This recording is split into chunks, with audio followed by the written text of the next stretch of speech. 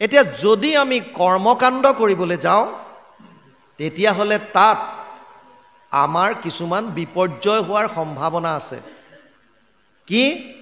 মন্ত্ৰস্য পৰিজ্ঞাতম কৰ্মসুধীৰ মদৰ্পণম ধৰ্ম সম্পদতে ষডভি অধৰ্মস্য বিপৰ্যয়। 11, 21, 15 একাদশ স্কন্ধ 21 অধ্যায় 15 নম্বৰ শ্লোক ভাগৱত। তাত কৈছে কৰ্মকাণ্ড যদি কৰে, অৰ্থাৎ যাগ যজ্ঞ পূজা পাতল যদি কৰে কৃষ্ণক পাবলৈ, তাত 6টা বস্তুৰ শুদ্ধতা থকাটো বাঞ্ছনীয়। 6টা বস্তু তাত শুদ্ধ হ'বই লাগিব। বাউন কি 6টা? স্থান, কাল, পাত্ৰ, দ্ৰব্য, মন্ত্ৰ, ক্ৰিয়া। এই 6টা বস্তুৰ যদি শুদ্ধ নাথাকে তেতিয়াহ'লে যাজক বা সেৱকীৰ মৃত্যু পৰ্যন্ত হ'ব পাৰে। মৃত্যু হ'ব পাৰে। আপোনালোকে 6ষ্ঠ স্কন্ধত পাব বৃত্তাসুৰ বধৰ এটা আখ্যান আছে। তস্তা মুনি, তেওঁৰ পিতেক হৈছে বিশ্বৰূপ। দেৱতাসকলৰ গুৰু হ'ল বৃহস্পতি। এবাৰ বৃহস্পতি ইন্দ্ৰৰ ৰাজসভালৈ যাওঁতে তেওঁলোক ইমানকৈ সুৰাপান আৰু অপেশ্বৰী নৃত্যত মুগ্ধ হৈ আছিল যে গুৰুজনাক দেখাৰ পাছতো অৱজ্ঞা কৰিলে। শিষ্যৰ পৰা তেনেকুৱা এটা অৱজ্ঞা পোৱাৰ পাছত তেওঁ তাৰ পৰা অন্তৰ্ধান হৈ গুচি গ'ল। লাজ পালে। দেৱতাসকলে যেতিয়া গম পাইছে যে বৰ ডাঙৰ ভুল কৰিলোঁ, লগে লগে তেওঁলোক বৃহস্পতিৰ গৃহলৈ গ'ল। কিন্তু বৃহস্পতি গৃহটো বিচাৰি নাপালে। নোপোৱাৰ পাছত তেওঁলোকে গম পালে যদি গুৰুৱে যদি নাথাকে তেতিয়াহ'লে আমাৰ স্বৰ্গলোক অসুৰে আক্ৰমণ কৰিব আৰু গুৰুবিহীন কোনেও কেতিয়াও যুদ্ধত জয়ী হ'ব নোৱাৰে। সেইকাৰণে তেওঁলোকে ব্ৰহ্মাৰ ওচৰলৈ গ'ল। ব্ৰহ্মাইতো একো উপায় দিব নোৱাৰি, আল্টিমেটলি ভগৱান নাৰায়ণৰ ওচৰ পোৱালেগে। প্ৰভু ভগৱন্তই উপায় এটা দিলে যে হে দেৱলোক, তোমালোকে দেৱতাসমূহ তোমালোকে বৰ ভুল কাম কৰিলা, কিন্তু মই এটা উপায় দিম, ভাল ধৰণে শুনা। তস্তামুনিৰ এজন পুত্ৰ আছে বিশ্বৰূপ। বিশ্বৰূপক যদি গুৰু মানিব পাৰা তেতিয়াহ'লে তোমালোকে অসুৰৰ ওচৰত কেতিয়াও পৰাজিত হ'ব নালাগে। কিন্তু বিশ্বৰূপৰ মাতুল বংশ অৰ্থাৎ মাতৃ অসুৰ বংশৰ। যদি এই সত্যটো জনাৰ পাছতো তোমালোকে গুৰুবৰণ কৰিব পাৰা তেতিয়াহ'লে মোৰ আপত্তি নাই। পিছত যাতে খেলি মেলি নহয় আগতীয়াকৈ ক'লোঁ। বিপদত পৰিলে আমি যেনেকৈ পানীত পৰা মানুহে তৃণ এডালতো সাৰথি হিচাপে লৈ বাচিব বিচাৰে, গতিকে দেৱতাসকলে বিশ্বৰূপক গুৰু হিচাপে ল'লে। লোৱাৰ পাছত বিশ্বৰূপে তেওঁলোকক নাৰায়ণ কৱচ দিলে। এই নাৰায়ণ কৱচৰ সহায়ত তেওঁলোকে অসুৰক পৰাজয় কৰিব পাৰে। এনেকৈ চলি আছে। কিন্তু ইন্দ্ৰই দেখিলে যে তেওঁলোকে প্ৰভু ভগৱন্ত নাৰায়ণৰ অৰ্থে যি প্ৰসাদ দিয়ে, এই প্ৰসাদ বিশ্বৰূপে আনি মাতুল বংশৰ অসুৰক খাবলৈ দিয়ে। চাওক, বহুত তত্ত্ব আছে শাস্ত্ৰত। যিজন ঈশ্বৰদ্ৰোহী তেওঁক ঈশ্বৰৰ প্ৰসাদ দিয়াটোতো বাধা কৰি থৈছে। মনে মনে গৈ দিয়াৰ কাৰণে ইন্দ্ৰৰ খং উঠে আৰু বিশ্বৰূপৰ ডিঙি কাটি হত্যা কৰে। তস্তামুনিৰ ক্ৰোধ উঠে, তেওঁ এটা যজ্ঞ কৰে আৰু যজ্ঞৰ পৰা বৃত্তাসুৰক জন্ম দিয়ে। তাৰ পাছত বৃত্তাসুৰৰ হাতত ইন্দ্ৰক বধ কৰিবৰ কাৰণে তেওঁ পুনৰ যজ্ঞ কৰে। আৰু এই যজ্ঞৰ যেতিয়া পূৰ্ণ আহুতিৰ সময় আহিল তেতিয়া তেওঁ যেতিয়া আহুতি দি পেলাই মন্ত্ৰ উচ্চাৰণ কৰিছিল, এই মন্ত্ৰত ক'ব লাগিছিল ইন্দ্ৰ শত্ৰু নিধন হওক, মানে ইন্দ্ৰ শত্ৰু বিবৰ্ধন। কিন্তু খঙৰ ভমকত ওলাল ইন্দ্ৰৰ শত্ৰু নিধন হওক, ইন্দ্ৰস্য শত্ৰু বিবৰ্ধন, মানে মন্ত্ৰত ছিদ্ৰ থাকি গ'ল। মন্ত্ৰত ছিদ্ৰ থকাৰ কাৰণেই ইন্দ্ৰৰ হাতত বৃত্তাসুৰ বধ হ'বলগীয়া হয়। গতিকে যিহেতু কৰ্মকাণ্ডত 6টা বস্তুৰ শুদ্ধতা নাথাকিলে সেৱকীৰ মৃত্যু পৰ্যন্ত হোৱাৰ আশংকা আছে, সেইকাৰণেই ভগৱান কৃষ্ণই উদ্ধৱক কৈছে কলি যুগত এই বস্তুটোক চাইড কৰা। কাৰণ বৰ্তমান এই 6টা বস্তুৰ শুদ্ধতা আনিব পৰাটো অতি কষ্টকৰ আৰু প্ৰায় অসম্ভৱৰ দৰে। স্থান য'তে ত'তে যজ্ঞ কৰিব নোৱাৰে।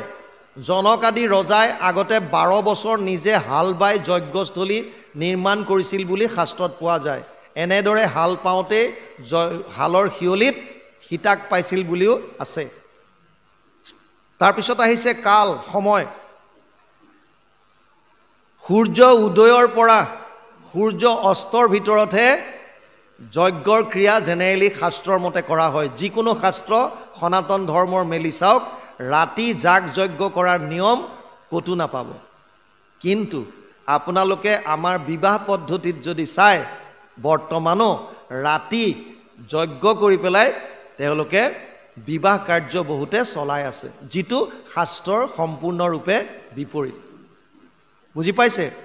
কিহৰ কাৰণে ৰাতি বিয়া হোৱা হৈছিল? ৰাতি বিয়া কৰাটোৱে আচলতে ভাল নহয়।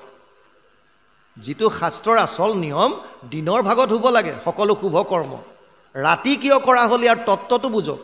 যেতিয়া মুছলমানসকলে, যৱনসকলে যেতিয়া অত্যাচাৰ কৰিলে, তেতিয়া যদি নতুনকৈ কোনোবাই বিবাহ কৰে, বিবাহিত কন্যাগৰাকীক তেওঁলোকে অপহৰণ কৰি লৈ যায়, 3-4 দিন তেওঁলোকৰ ওপৰত শাৰীৰিক অত্যাচাৰ চলায়।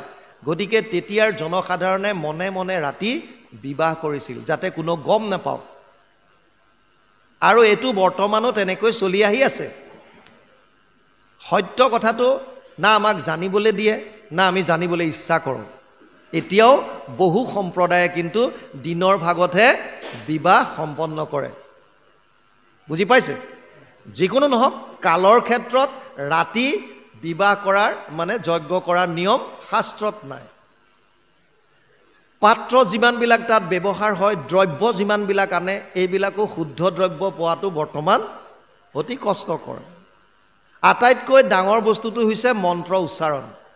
আগতে যিসকল, চাওক, আমাৰ যি 4টা জাতি নিৰ্মাণ কৰিছিল, ব্ৰাহ্মণ, ক্ষত্ৰিয়, বিষাম, শূদ্ৰানাম চ পৰম তপ, কৰ্মাণি প্ৰবিভক্তানি প্ৰভাৱ স্বভাৱেৰ গুণে। 8 অধ্যায় 41 নম্বৰ শ্লোক গীতা। তাত কৈছে ব্ৰাহ্মণ, ক্ষত্ৰিয়, বৈশ্য আৰু শূদ্ৰ এই 4টা জাতি কামৰ ওপৰত ভিত্তি কৰি, কৰ্মৰ ওপৰত নিৰ্ভৰ কৰিহে তেওঁলোকক 4 জাতি ভাগ কৰিছিল। ব্ৰাহ্মণসকল সেইসকলক কৈছিল যিসকলৰ 9টা গুণ আছিল, নৱগুণ ধাৰণ কৰে। সম, দম, তপ, শৌচম, শান্তিৰ আৰ্জবম এবচ, জ্ঞান, বিজ্ঞান, আস্তিক্যম, ব্ৰহ্মকৰ্ম স্বভাৱজম। 8 অধ্যায় 42 নম্বৰ শ্লোক গীতা। যিসকল ব্ৰাহ্মণ, সেইসকলক ব্ৰাহ্মণ কৈছিল যাৰ এই 9টা গুণ আছিল। কি 9টা? প্ৰথম কৈছে মনৰ ওপৰত সংযম, সম। দম মানে ইন্দ্ৰিয়ৰ ওপৰত দমন কৰিব পৰা ক্ষমতা। যিজনে তপ কৰিব পাৰিছিল, অৰ্থাৎ ঈশ্বৰক আৰাধনা কৰাত কষ্ট সহ্য কৰিব পাৰিছিল। সম, দম, তপ। শৌচম, যাৰ পবিত্ৰতা আছিল বাহিৰে ভিতৰে।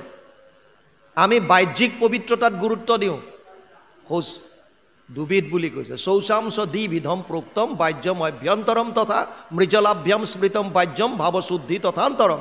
2 ধৰণৰ পবিত্ৰতাৰ কথা কৈছে। এক হৈছে বাহ্যিক, যিটো আগতে মাটি পানী দিয়ে হাত ধুই পেলাই চাফা কৰিছিল, আৰু এটা হৈছে ভাৱৰ শুদ্ধতা। এই 2টা শুদ্ধতা যাৰ আছে, বাহ্যিকো পবিত্ৰ, ভিতৰতো যাৰ পবিত্ৰ। সম, দম, তপ, শৌচম, শান্তি, ক্ষমাভাৱ যাৰ আছে, যি কোনোবাই কিবা ক'লেও বিপৰীতজনক ক্ষমা কৰি দিব পাৰে। আৰ্জবম, সৰলতা, অৰ্জুনৰ দৰে। আৰ্জবম এই চ অৰ্জুন। অৰ্জুন মানে যিজনৰ অন্তৰ সৰল। এই সৰল অন্তৰৰ কাৰণেতো প্ৰভু ভগৱন্তৰ কৃপা পাইছে। আপোনাৰ অন্তৰখন যদি সৰল কৰি তৰিব পাৰে, কোনো যদি মনত কমপ্লিকেচি নাই, যদি বেয়া ভাৱ নাই, ঈৰ্ষা দেশ একো নাই, তেতিয়াহ'লে আপুনি সৰলতা, ঈশ্বৰ প্ৰভু ভগৱন্তৰ কৃপা প্ৰাপ্ত হ'ব পাৰিব। জ্ঞান, যিসকলে জ্ঞান অৰ্জন কৰিছিল, আৰু অকল অৰ্জন কৰাই নহয়, এই জ্ঞানক তেওঁলোকে পুংখানুপুংখভাৱে চাই লৈ আচৰণত আনিছিল, যাক বিজ্ঞান বুলি কৈছে, প্ৰেক্টিকেল। জ্ঞানটো থিয়ৰী, আৰু তাৰ প্ৰেক্টিকেল কৰাটোৱে হৈছে বিজ্ঞান। জ্ঞান, বিজ্ঞান, আস্তিক্যম, ঈশ্বৰৰ প্ৰতি আস্থা। গতিকে 9টা গুণ, সম দম তপ শৌচম শান্তি আৰ্জৱমেৱ চ জ্ঞান বিজ্ঞান আস্তিক্যম 9টা গুণ ব্ৰহ্মকৰ্ম স্বভাৱজম। তেওঁলোককহে ব্ৰাহ্মণ বুলি কৈছে। তাৰমানে আৰু থৰতে বুজক, যিজন বাহিৰে ভিতৰে শুদ্ধ, যি নিজে শাস্ত্ৰৰ জ্ঞান অৰ্জন কৰি বাকী 3টা শ্ৰেণীৰ মানুহক জ্ঞান দান কৰিছিল, সেইজন হৈছে ব্ৰাহ্মণ। ক্ষত্ৰিয় কাক কৈছিল? শৌৰ্য তেজ ধৃতিৰ দক্ষ যুদ্ধে চাপি অপলায়নম দানম ঈশ্বৰ ভাৱচ্চ ক্ষাত্ৰ কৰ্ম স্বভাৱজম। অষ্টাদশ অধ্যায় 43 নম্বৰ শ্লোক গীতা। যিজন শৌৰ্য বীৰ্য বলৱান, যিজনৰ শৌৰ্য তেজ আছে, অৰ্থাৎ যিটো তেজ মানে কি বুলি কয়, ৰশ্মি, মানে সতেজ হৈ থকা, এটা নিজৰ এটা প্ৰভাৱ এটা বিস্তাৰিত কৰিব পৰা, বল বীৰ্যৰে যিজন হৈ থাকে, নিজকে বলিয়ান কৰি ৰাখিব পাৰে, যিজনে যুদ্ধত পলায়ন নকৰে, যুদ্ধে চাপি অপলায়নম, যিজনে দান কৰে, যিজনৰ অভিভাৱকৰ ভাৱ আছে, দানম ঈশ্বৰ ভাৱচ্চ, সেইজনক ক্ষত্ৰিয় বুলি কৈছিল। আৰু চৰ্তত বুজক, ক্ষত্ৰিয় সেইসকলক কৈছিল যিসকলে নিজৰ বল বীৰ্যৰ দ্বাৰা বাকী 3টা শ্ৰেণীৰ ৰক্ষণাবেক্ষণ দিছিল, ধৰ্ম প্ৰতিষ্ঠা কৰাত সহায় কৰিছিল, সেইজন হৈছে ক্ষত্ৰিয়। বৈশ্য কোনজন? কৃষি গোৰক্ষ বাণিজ্যম বৈশ্য কৰ্ম স্বভাৱজম পৰিচাৰ্যাত্মকম কৰ্ম শূদ্ৰ চাপি স্বভাৱজম। অষ্টাদশ অধ্যায় 44 নম্বৰ শ্লোক। আৰু শূদ্ৰ সেইসকলক কৈছিল যিসকলে এই 3টা শ্ৰেণীক কায়িকভাৱে সেৱা কৰিছিল। ইয়াত কোনো ডাঙৰ কোনো সৰু নাই। কালৰ সোঁতত জন্মগতভাৱে আমি এইবিলাক কৰা হ'লোঁ, জন্মলে পৰিণত কৰিল যে এইটো জন্মজাত, এনেকুৱা হ'ল তেনেকুৱা হ'ল তেনেকুৱা হ'ল। গতিকে এতিয়া বস্তুটো তাৰ পৰা আমি ফালৰি কাটি আহিলোঁ, এতিয়া সেই বস্তুটো নাইকিয়া হৈ পৰিলে। আচলতে এইকাৰণে শাস্ত্ৰৰ ওচৰত যেতিয়ালৈকে আমি নাচাপোঁ তেতিয়ালৈকে আমি ইয়াৰ পৰা আচল তত্ত্ববিলাক নাপাম। এতিয়া ঘটনা হৈছে, এই 3টা মাৰ্গত যিটো আমি ক'লোঁ যে 6টা বস্তুৰ শুদ্ধতা লাগিব, স্থান কাল পাত্ৰ দ্ৰব্য মন্ত্ৰ ক্ৰিয়া। ইয়াত ব্ৰাহ্মণসকলে সৰু কালৰ পৰা বেদৰ অভ্যাস কৰিছিল, বেদৰ মন্ত্ৰবিলাক তেওঁলোকে কণ্ঠস্থ কৰিছিল, তেওঁলোকৰ হৃদয়ংগম আছিল। গতিকে বৈদিক কৰ্ম কৰাত তেওঁলোকে বিশেষ বাধা নাপাইছিল। যদিও এনেকুৱা বহুত আছে যোনে মন্ত্ৰ পাহৰাৰ কথা ভাগৱতত উল্লেখ আছে, সময়ত মন্ত্ৰ পাহৰে, বুজি পাইছে? গতিকে আল্টিমেটলি বিপ্ৰসকলে সৰুৰে পৰা ইমান বেদৰ অভ্যাস কৰিও, তাৰ এটা উদাহৰণ অষ্টবক্ৰক লওক। অষ্টবক্ৰৰ বাপেকজনে যেতিয়া বেদৰ শিক্ষা দিছিল, অষ্টবক্ৰ মাকৰ গৰ্ভত আছিল। তেওঁ গৰ্ভৰ পৰাই বাপেকৰ বেদৰ মন্ত্ৰৰ ভুল ধৰিছিল, এই দেউতা এইটো ভুল হৈছে, গৰ্ভত থাকোঁতে। আৰু বাপেকক বাৰে বাৰে ছাত্ৰৰ ওচৰত এনেকৈ শিক্ষা দিওঁতে গৰ্ভৰ পৰা ভুল ধৰাৰ কাৰণে বাপেকে অসন্তুষ্ট হৈ অভিশাপ দিছিল, তই 8টা জেকাত বক্ৰ হৈ জন্ম ল'বি, সেইকাৰণে অষ্টবক্ৰ। তাৰ মানে মন্ত্ৰত ছিদ্ৰ থকাটো সম্ভৱ, সেইকাৰণে এইটো বাদ দিবলৈ দিলে। দ্বিতীয় আহিছে জ্ঞান মাৰ্গ। জ্ঞান মাৰ্গত নিৰ্গুণ নিৰাকাৰ ব্ৰহ্মক উপাসনা কৰে। যিজন ঈশ্বৰৰ গুণৰ বিষয়ে যদি আমি নাজানো, তেওঁৰ আকাৰৰ বিষয়ে যদি আমি নাজানো, সেইজন ঈশ্বৰক আৰাধনা কৰাটো আমাৰ কাৰণে সম্ভৱ নহয়, ই সম্ভৱেই নহয়। তাৰ উদাহৰণস্বৰূপে এই 2টাৰ উদাহৰণ দিছে প্ৰথম স্কন্ধত। ব্যাসদেৱৰ কথা দিছে, যিজন ব্যাসদেৱ জ্ঞান মাৰ্গত একেবাৰে তুংগত আছিল, ব্ৰহ্মক সমাধিত যিজনে দৰ্শন পাইছিল, পোৱাৰ পাছতো তেওঁৰ মনত শান্তি নাছিল। উগুল থুগুল চিত্ত নাহি সুখ শান্তি নজানন্ত কৃষক মনত গুণী গান্তি।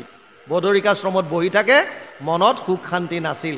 আৰু নাৰদ আহি সোধোতে যেতিয়া সুধিছিল, কৈছে যে তুমিতো ব্ৰহ্মক সাক্ষাৎ কৰা, আকৌ তোমাৰ মনত শান্তি নাই কিয়? তেতিয়া ব্যাসদেৱে উল্টাই ক'লে যে, হে দেৱৰ্ষি নাৰদ, ময়ো জানো যে মই ব্ৰহ্মক সমাধিত সাক্ষী কৰোঁ, কিন্তু তথাপিতো মোৰ চিত্তটো মই সুস্থিৰ কৰি ৰাখিব পৰা নাই। গতিকে তুমিয়ে মোক বিচাৰ বিবেচনা কৰি কোৱা কিহৰ কাৰণে এনেকুৱা হৈছে। অৰ্থাৎ জ্ঞান মাৰ্গত তুংগত যোৱাৰ পাছতো আমাৰ এই যিটো আনন্দ আমি বিচাৰিছোঁ সেই আনন্দটো পোৱাত বিফল হ'ব পাৰে তাৰ উদাহৰণ ব্যাসক দিছে। কৰ্মকাণ্ড শৌনক আদি 28,000 ঋষিক দিছে, যি 1000 বছৰ যজ্ঞ কৰাৰ পাছতো তেওঁলোকে যিটো আনন্দ বিচাৰিছিল সেইটো নাপালে। এয়া ভাগৱতে কৈ আছে, ভাগৱতে কৈ আছে। গতিকে কলি যুগত এইটো সম্ভৱপৰ নহয়। মই 92ত SSBত জইন কৰিছিলোঁ। 93ত আমাক কাশ্মীৰত এখন জংঘলত এৰি দিছিল, জম্মু কাশ্মীৰৰ এখন জংঘলত ট্ৰেইনিঙত। এতিয়া তাত আমি এইটো জংঘল ছাৰ্ভাইভ কৰিব, নিজকে আমি জীয়াই ৰাখিবৰ কাৰণে জংঘলত যি পোৱা যায় এইবিলাক খাবলৈ শিকায়, খাই বৈ থাকিব লাগে। আৰু এনেকৈ জংঘলত থাকোঁতে জংঘলৰ মাজত এটা গুফাৰ ওচৰত এজন বুঢ়া মানুহক আমি দেখা পাইছিলোঁ। মোৰ জীৱনৰ সত্য কাহিনী। মানুহজনক দেখা পাই পেলাই আমি সুধিছিলোঁ যে প্ৰভু ঈশ্বৰ, আপুনি এই জংঘলৰ মাজত অকলে অকলে এই সুৰংগটোৰ বাহিৰত আপুনি কি কৰিছে, গুফাটোৰ বাহিৰত? এতিয়া মানুহজনে কৈছিল যে এইটো এটা ডাঙৰ কাহিনী। ইয়াত এজন ঋষিমুনিয়ে 12 বছৰ ধৰি তপস্যা কৰিছিল এই গুহাটোৰ ভিতৰত, আৰু তেওঁ ঠিক ব্ৰহ্মক সমাধিত দেখা পোৱাৰ প্ৰায় ওচৰ পাইছিলগৈ। তেনেকুৱাতে এগৰাকী ছোৱালীৰ সংস্পৰ্শত আহিল। অহাৰ কাৰণে তেওঁৰ সম্পূৰ্ণ তপস্যা ভংগ হ'ল। আমি কৈছোঁ আমি অকণ ভিতৰলৈ সোমাই চাব পাৰিমনে? গোটেই অন্ধকাৰ। তেওঁ পোহৰ এটা লৈ গৈ আমাক ভিতৰলৈ লৈ গৈছিল, আৰু তাত সেই ঋষিমুনিজনৰ ফটো এখন আছে। তাৰ ওচৰত এই বুঢ়াজনে চাকি বন্তি জ্বলাই থাকে। আমি জংঘল এক্সাৰচাইজ সামৰি যেতিয়া ওলাই আহিছিলোঁ ওচৰৰ গাঁও এখনত, কথা বতৰাত আমি সুধিছিলোঁ যে এনেকৈ মানুহ এজন লগ পালোঁ, কথা এটা এনেকৈ ক'লে হয়নে বাৰু কথাটো? আমাৰ জানিবলৈ তেতিয়াৰ পৰা এইবিলাক ইচ্ছা যায়। আৰু তেতিয়া আমাক ক'লে যে একেবাৰে সত্য, কিন্তু আপোনাক এটা কথা মানুহজনে সঁচা কথা কোৱা নাই। মই বোলো কোনটো? কৈছে সেই 12 বছৰ তপস্যা কৰা মানুহ ঋষিজন সেইজনেই যিজন বুঢ়া মানুহক আপুনি লগ পাই আহিছে।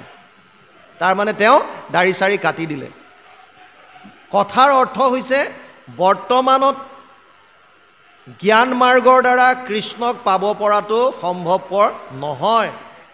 যদিও এতিয়াও বহুতে ঘৰ বাৰী বাদ দি সন্ন্যাস ধৰ্ম অৱলম্বন কৰি নিৰ্গুণ নিৰাকাৰ ব্ৰহ্মক উপাসনা কৰি আছে।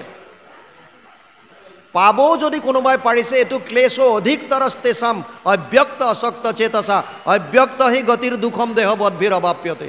12 অধ্যায় 5 নম্বৰ শ্লোক গীতা। অৰ্জুনক কৈছে, হে অৰ্জুন, এই জ্ঞান মাৰ্গটো অতি কষ্টকৰ, ইয়াত শৰীৰত বহুত কষ্ট পাবলগীয়া হয়। সেইকাৰণে ভগৱানে ক'লে উদ্ধৱক, জ্ঞান কৰ্ম ভকতি কহিলো কৰি ভেদ, ভকতি পৰম পন্থ দিলো পৰিচ্ছেদ।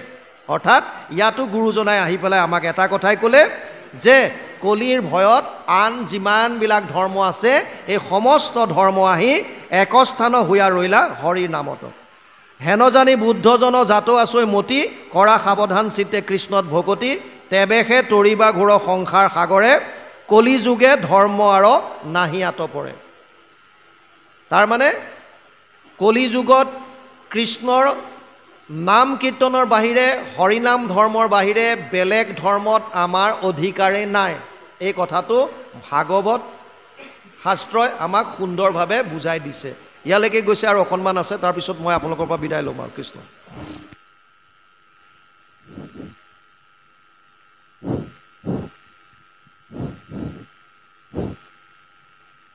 কৃষ্ণ।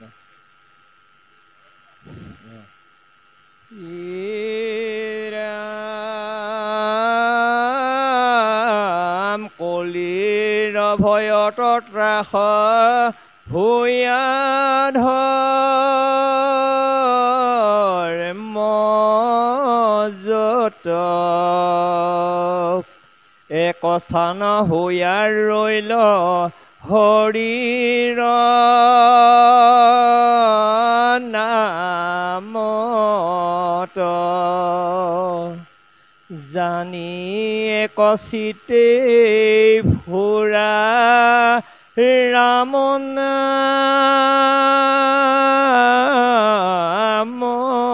গাই, সমস্তে ধৰ্ম কলাগ পাইবা ঠাই, ইহে পৰমাৰ্থ তত্ত্ব চাৰিও বেদৰ সমস্ত বেদৰ ৰাজা ইহে কৃষ্ণে সেই ঈশ্বৰ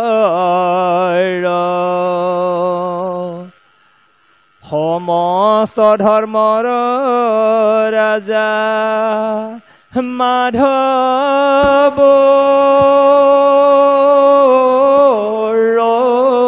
নাম জানি নিৰন্তৰে নৰে ৰাম ৰাম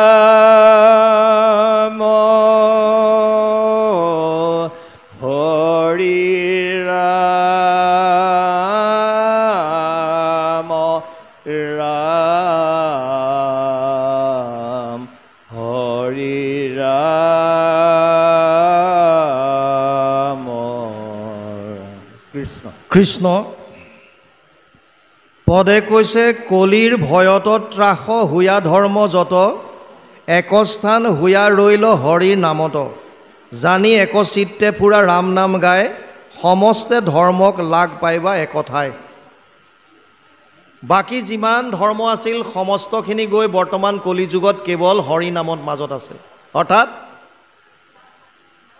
700 শ্লোকৰ গীতাত অৰ্জুনক শেষত ক'লেগৈ এটা কথাই সৰ্বধৰ্মান পৰিত্যাজ্য মাম একম শৰণম ব্ৰজ অহম ত্ব সৰ্ব পাপেভ্যো মোক্ষয়িষ্যামি মা শুচ হে অৰ্জুন সৰ্বধৰ্ম এৰি এক শৰণ সাক্ষাৎ সুদৃঢ় বিশ্বাসে সখী লৈ কোৱা মাত নকৰিবা ভয় হেৰা কৰো অংগীকাৰ সমস্ত পাপত মই কৰিব নিস্তাৰ তাৰমানে সব বাদ দি কেৱল মোৰ ওচৰত আহা আৰু ইয়াত বৰ্তমান সেইটোৱে ক'লে যে কলিযুগত সমস্ত যিমানবিলাক ধৰ্ম আছে কেৱল হৰি নামৰ মাজতহে গৈ আছেগৈ গতিকে যদি আমি কৃষ্ণত শৰণ লৈ ভকতৰ সংগত এই নামসমূহ যদি শ্ৰৱণ কীৰ্তন কৰোঁ তাৰ মাজেদিয়ে আমি মনুষ্য জন্মটো সফল কৰিব পাৰিম মহাপুৰুষ মাধৱদেৱেতো ঘোষাত লিখি থৈ গৈছে হৰি নামত শৰণ লৈলো হৰি চৰণে শৰণ লৈলো মানৱী জনম সফল কৰিলো আৰু ইয়াতো শেষত এইটোৱে কৈছে যে সকলোবিলাক আহি কলিৰ ভয়ত ত্ৰাস হৈ যিমান বেলেগ ধৰ্ম আছিল সব একস্থান হৈ পেলাই হৰি নামত আছে জানি একচিত্তে পুৰা ৰাম নাম গায় সমস্তে ধৰ্মকে লাগ পাইবা একঠাই গুৰুজনাই পানীৰ দ্বাৰা ভাষাৰে আমাক বুজাবলৈ কৈ থৈ গৈছে গোটেইখিনি বস্তু এক জেগাতে যদি আমি পাওঁ তেতিয়াহ'লে আমি সেইটো মাত্ৰ ল'ব লাগে তথাপিও বৰ্তমানো আমি দেখা পাওঁ যিসকলে শৰণ লোৱা নাই তেওঁলোকৰ কথাটো মই বাদেই দিলোঁ আমি যিসকলে এক শৰণীয়া বুলি কৈছোঁ আমাৰো মন বহুতৰ দুদুল্যমান অৱস্থাত থাকে আমি এতিয়াও কায়ো মনোবাক্যে ঈশ্বৰৰ ওচৰত শৰণাগতি ল'ব হোৱা মানে কৰিব পৰা হোৱা নাই কাৰণ আমাৰ মনত এতিয়াও দ্বন্দ্ব চলি থাকে অকণমান সংঘাত পালে আমি যোনে যেনেকৈ যোনফালে পঠিয়ায় সেইফালে মনে মনে হ'লেও গুচি যাওঁ কিয় কাৰণ ঈশ্বৰ কৃষ্ণত আস্থা নাই বিশ্বাস নাই দৃঢ়তা নাই আৰু নামত আমি কৈ আছোঁ যে আমি এক শৰণ ল'লোঁ আপুনি বেলেগক ফাঁকি দি লাভ নাই বেলেগৰ কাৰণে আপুনি ধৰ্ম কৰা নাই কলিযুগৰ মানুহৰ এইটোৱে বিশেষত্ব যে আপুনি আপোনাৰ নিজৰ কল্যাণ চিন্তা কৰক আপুনি নিজে আপোনাৰ কল্যাণ চিন্তা কৰিবৰ কাৰণে আপুনি নিজে ঈশ্বৰৰ নাম ল'ব লাগিব আপুনি লওক বা বেলেগে ল'লে আপুনি শ্ৰৱণ কৰক এই দুটাৰ বাহিৰে আপোনাৰ বেলেগ উপায় আৰু কলিযুগত দিয়া নাই গুৰুজনাই লিখিছে প্ৰথম স্কন্ধত যদ্যপি ভকতি নৱবিধ মাধৱৰ শ্ৰৱণ কীৰ্তন আত সন্ত শ্ৰেষ্ঠতৰ যদিও নৱবিধ ভক্তিৰ কথা প্ৰহ্লাদে দৈত্য শিশুসকলক কৈছিল শ্ৰৱণম কীৰ্তনম বিষ্ণু স্মৰণম পাদসেৱনম অৰ্চনম বন্দনম দাস্যম সাক্ষ্য আত্মনিবেদনম 7:5-23 সপ্তম স্কন্ধ পঞ্চম অধ্যায় 23 নম্বৰ শ্লোক ভাগৱত তথাপিও গুৰুজনাই কিন্তু আমাক তাৰ ভিতৰতো দুটাহে দিলে শ্ৰৱণ আৰু কীৰ্তন গতিকে ইয়াত বৰ সুন্দৰভাৱে কৈছে ইহে পৰমাৰ্থ তত্ত্ব চাৰিও বেদৰ বেদৰ বিষয়ে অকণ বুজি লওক বেদ কোনেও সৃষ্টি কৰা নাই। বেদক সেইকাৰণে অপৌৰুষেয় বুলি কয়। বেদক কোনেও সৃষ্টি কৰা নাই। জগত সংহৰি সুতি আছা নাৰায়ণ, প্ৰথম নিশ্বাসে বাজ বইলা বেদগণ। বেদস্তুতিত গুৰুজনাই কীৰ্তনত লিখিছে, প্ৰভু ভগৱন্তৰ নিশ্বাসত বাজ হোৱা বেদ ব্যাসদেৱে ইয়াৰ বিস্তাৰ কৰিছে, যাৰ কাৰণে তেওঁৰ নাম ব্যাস হৈছে। বিস্তাৰ কৰি তেওঁ 4 ভাগ বেদ কৰিলে। ঋক সাম যজুৰ অথৰ্বৈক্ষ চতুৰ্বেদ ঊৰ্ধ্বতে ভাৰত পুৰাণম চ পঞ্চম বেদ উচ্যতে 1:4-20 প্ৰথম স্কন্ধ 4ৰ্থ অধ্যায় 20 নম্বৰ শ্লোকত লিখিছে ভাগৱতৰ যে ঋক বেদ, সাম বেদ, যজুৰ বেদ, অথৰ্ব বেদ, এই 4খন বেদ যদিও মহাভাগৱত, শ্ৰীমদ ভাগৱত আৰু মহাভাৰত এই দুখনক পঞ্চম বেদ বুলি কোৱা হয়। পঞ্চম বেদ। এতিয়া এই 4খন বেদৰ যদি সাৰ কিবা লাগে চাওক, 4খন বেদৰ সাৰ মৰ্ম দিয়া আছে বেদান্তত। বেদৰ 4টা ভাগ আছে। এটাক কৈছে সংহিতা, য'ত মন্ত্ৰবিলাক আছে। এটাক কৈছে ব্ৰাহ্মণ্য, গদ্য আকাৰে বিভিন্ন ধৰণৰ তাত নীতি নিয়মৰ কথা লিখা আছে। আৰণ্যক এটা পাৰ্ট আছে, আৰু এটা হৈছে বেদান্ত। বেদান্ত মানে উপনিষদ। 108খন উপনিষদ আছে। বেদৰ সাৰ মৰ্মখিনি উপনিষদত আছে। যিজন ব্যাসদেৱে বেদৰ বিস্তাৰ কৰিছে সেইজন ব্যাসদেৱে ভাগৱতত লিখিছে সৰ্ব বেদান্ত সাৰম হি শ্ৰী ভাগৱতম ইষ্যতে জৈশ্য ৰসামৃত তৃপ্তৈশ্য নান অন্যত্ৰ ৰতি ক্বচিত 12, 13, 15 দ্বাদশ স্কন্ধ 13 অধ্যায় 15 নম্বৰ শ্লোক ভাগৱত। অনুবাদ কৰিছে মহাপুৰুষ মাধৱদেৱে 18 নম্বৰ পদজোকা ঘোষা। তেওঁ লিখিছে সমস্ত বেদান্ত সাৰ মহাভাগৱত শাস্ত্ৰ, ইহাৰ অমৃত ৰস পায় পৰম সন্তোষে পান কৰিলে যিজনে তাৰ অন্যত্ৰ ৰসত ৰতি নাই। তাৰমানে বেদৰ সাৰ বেদান্ত, বেদান্তৰ সাৰ ভাগৱত। সেইকাৰণে ইয়াত লিখিছে ইহে পৰমাৰ্থ তত্ত্ব 4 বেদৰ। ভাগৱতত এই 4 বেদৰ পৰমাৰ্থ তত্ত্ব দিলে যে কলিযুগত হৰি নামৰ বিনে বেলেগ কোনো ধৰ্ম নাই। এই নামৰ মাজতে সমস্ত ধৰ্ম আহি পেলাই একস্থান হৈ পেলাই আছেহি। গতিকে তাৰ পাছত ইয়াত লিখিছে সমস্ত দেৱৰ ৰাজা কৃষ্ণেহে ঈশ্বৰ। ইহে পৰমাৰ্থ তত্ত্ব 4 বেদৰ কি সমস্ত দেৱৰ ৰাজা কৃষ্ণেহে ঈশ্বৰ। আমি দেৱ আৰু আৰাধ্য ইয়াৰ মাজত আমাৰ অকণমান বুজাত গণ্ডগোল থাকে। বৰ্তমান ভাৰতত, অসমততো বাদেই দিলোঁ, ভাৰততে ইমান বেছি দেৱতা ওলাইছে যে তাৰ সীমা সংখ্যা একো নাই, কোনেও গম নাপায় কিমান যে ওলাইছে ঠিক নাই। দেৱতা কাক কয়, দেৱ কাক কয় বুজি লওক। দেৱ যদি যিসকলৰ আপোনাৰ জীৱনত তিলমানো যদি অৱদান আছে সেইসকলে আপোনাৰ কাৰণে দেৱ।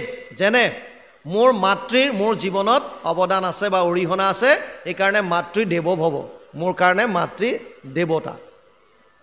পিতৃৰ মোৰ জীৱনত অৰিহণা আছে, গতিকে পিতৃ দেৱভৱ, পিতৃক দেৱতা বুলি কোৱা হয়। অতিথি দেৱভৱ বুলি কোৱা হয়। অতিথি কাক কয়? আমি ক'ম যে আলহীবিলাকক। অতিথি মানে তিথি নোহোৱাকৈ, নিৰ্দিষ্ট সময় নিৰ্ধাৰিত নোহোৱাকৈ যিসকলে ঘৰত আগতে আহিছিল। কোনবিলাক? আগতে এচাম লোকে নিজৰ জীৱনটো জনকল্যাণৰ কাৰণে উচৰ্গা কৰিছিল। তেওঁলোকে জনৰ কল্যাণৰ কাৰণে বিভিন্ন ঠাইত ভ্ৰমণ কৰি ফুৰে, আৰু এনেকৈ ভ্ৰমণ কৰি থাকোঁতে ভোক লাগিলে, পিয়াহত আতুৰ হ'লে কোনোবাৰ গৃহস্থৰ ঘৰত তেওঁলোক যায়।